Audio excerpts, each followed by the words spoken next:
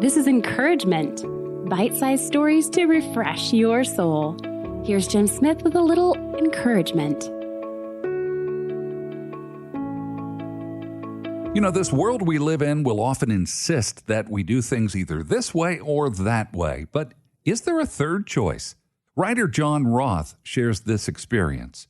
I was visiting the city of Hamburg, Germany, and late one night I boarded a commuter train headed for an outlying suburb. This train was completely empty at that late hour, and at the next stop, an elderly man dressed in just rags and clearly suffering from a mental disability shuffled into the car, followed closely by 4 teenagers who were laughing and talking loudly. Immediately, their attention focused on this old man who had seated himself near the center doors. The 4 teenagers began to taunt him, shouting obscenities and mocking his mental condition. Then one of the teens shook up a can of beer and aimed the foamy spray directly into the old man's face. And it got worse. They began kicking the elderly man's legs with their heavy boots and punching him in the arms and in the face. John Roth says, I was seated toward the back of the car, and I watched with a mixture of horror and fear as this terrible scene unfolded in front of me. I'm not a big person. I'm not trained in any of the martial arts, and I've never considered myself particularly brave. But as a Christian, I knew that I couldn't just sit back and watch this helpless old man be mercilessly beaten.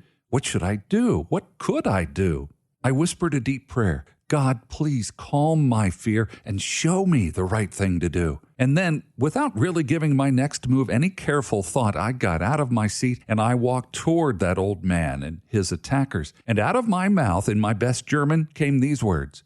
Hans, how are you? It's been such a long time since we've seen each other, Hans. And then I slipped between 2 of the teenagers and hugged the old man, helping him to his feet, and I said, Come sit with me, Hans. Come, we have so much to catch up on. The old man followed me toward the rear of the train car and slid into the window seat. The teenagers watched us, not sure how they should respond. For a while, they talked among themselves, but when the train pulled into the next stop, they got out.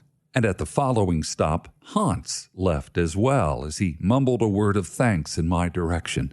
On that late-night train in Germany, God had answered my whispered prayer and had allowed me to show a love to that old man that was stronger than my fear.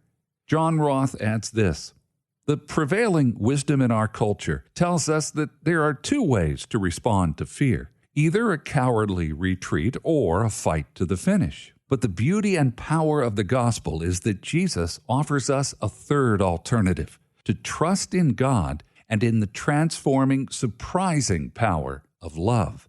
1 John chapter 4, verse 18 assures us, there is no fear in love, but perfect love casts out fear.